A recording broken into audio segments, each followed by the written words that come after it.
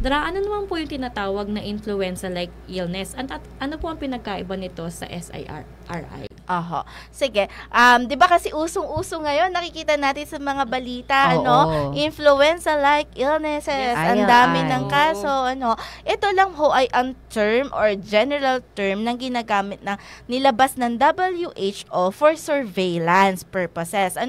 So kami po sa aming tanggapan, gumagamit din po kami ng term na influenza-like illnesses or ILI para sa surveillance. Kasi general term po sila. So, paano ko nasabing general term? Katulad nito, ang ILI po, ang case definition niya ay meron siyang acute respiratory tract infection, katulad po ng ubo-sipon, meron po siyang lagnat na more than 38 degrees Celsius, may ubo, at yung onset niya is within last 10 days. So, ibig sabihin, para lang po siyang flu. Para lang din siyang tonsillitis. Ibig sabihin po ng ILI, meron pong viral infection. Na mabilis siyang kumalat, at ito po ay pinabilis para ma-survey kung ilan na ba ang nagkakaroon. So, even COVID, parang ganito din po yung may isip ninyo, di ba? Parang COVID-like symptoms. So, ginamit lang po siya as general term at hindi po siya bagong sakit. So, wag ho mag-alala at magla-lockdown na naman daw at dahil may bagong sakit, ILI, Hindi po, ito po ay ginawa lang po for surveillance purposes. Ano naman po yung SARI, or SARI? Severe Acute Respiratory Infection.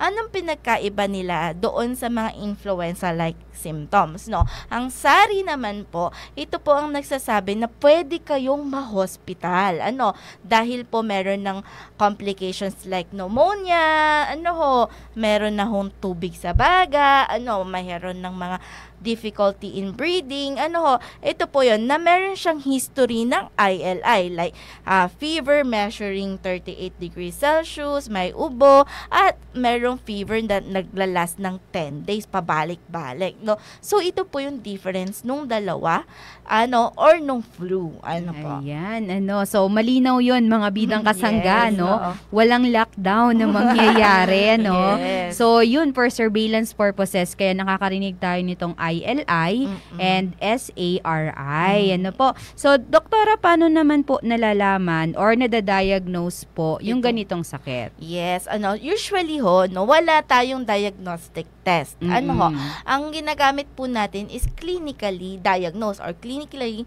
kinokorrelate po naming mga doktor o naming mga healthcare worker yung simptomas ng pasyente.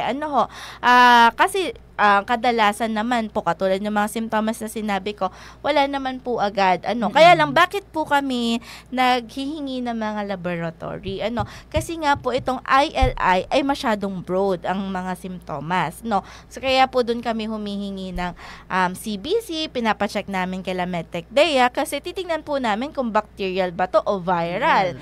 Tapos, tinitingnan din po namin ng IHEC kasi pwede pong concurrently, kaya pala may 38 degrees Celsius na lagnat ay may UTI.